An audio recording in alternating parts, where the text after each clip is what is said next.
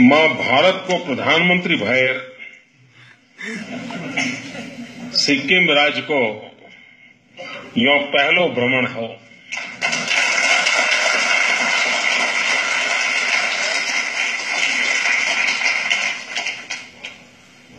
सिक्किम का मानिस हरु सोजार साधारण रहे छन।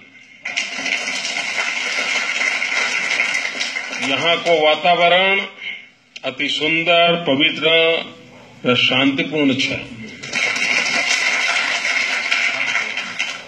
यहाँ को स्वच्छ पर्यावरण, विविध वन संपदा, जैविकता અને सुंदर वातावरण में मोहित है।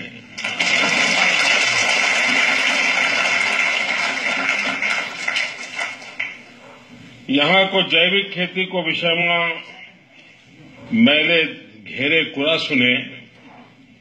आ सुंदर सुनखरी बहुरंगी फूलहारों का दर्शन भयो અને માં અતિશય હર્ષિત ભયા।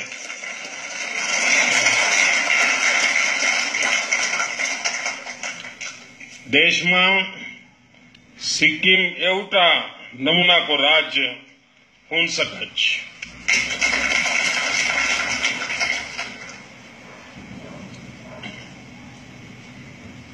आज